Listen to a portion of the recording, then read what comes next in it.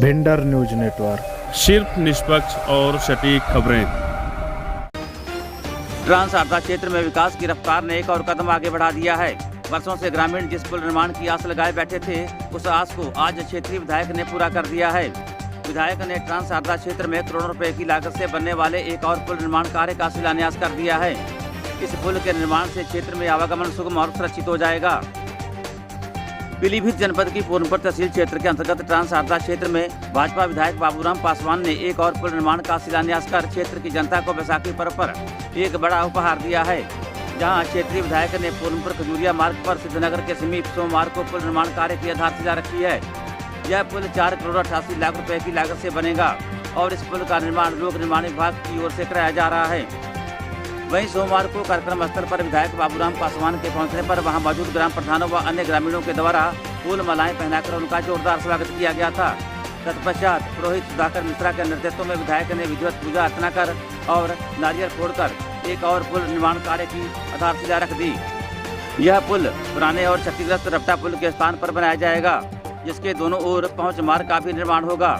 लंबे समय से जर्जर पड़े इस रपटा पुल के कारण क्षेत्रीय ग्रामीणों व स्कूली बच्चों को बरसात के दिनों में भारी दिक्कतों का सामना करना पड़ता था।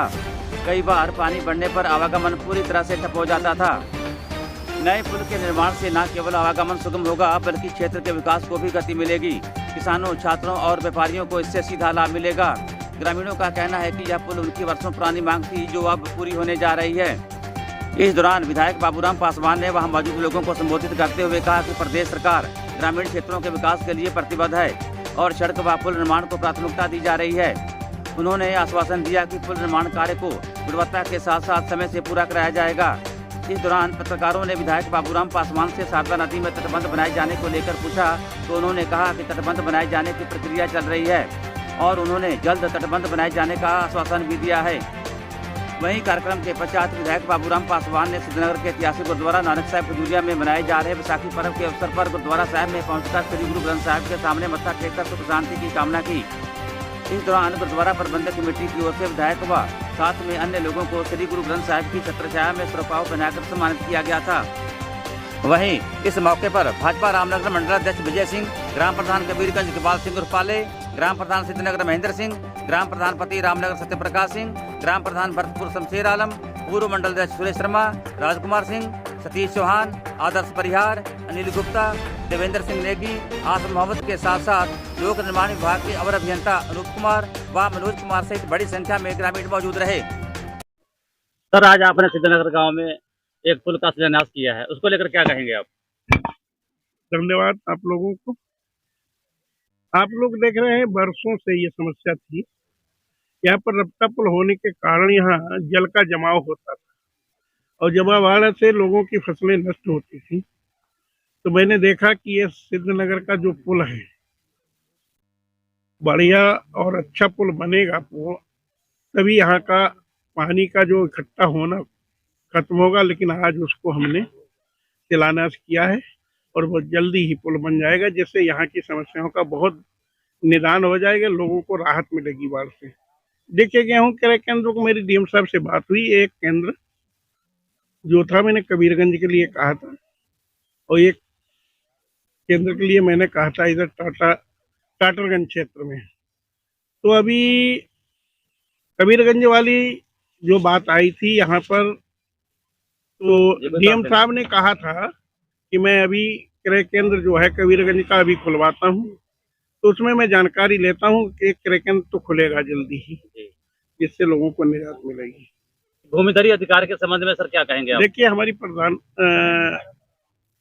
सरकार जो है माननीय योगी आदित्यनाथ जी की, वो कृत संकल्पित है कि किसानों को पूर्ण लाभ मिले। जो जमीनें हैं ऐसी, उनको भूमिधरी करने के लिए अभी माननीय मुख्यमंत्री जी ने 1466 परिवार जो व्यवस्थापित यहाँ हुए थे, उनको मालिकाना हक दिया भी है और बाकी कहीं कुछ रह गया है तो उसमें सर्वे चल रहा लगातार, तो उसमें भी कार्य बड़ी तेजी से चल रहा है। माननीय मुख्यमंत्री जी इस पर पूर्ण संज्ञान लेके बहुत जल्द ही किसानों को राहत मिलेगी लोगों को।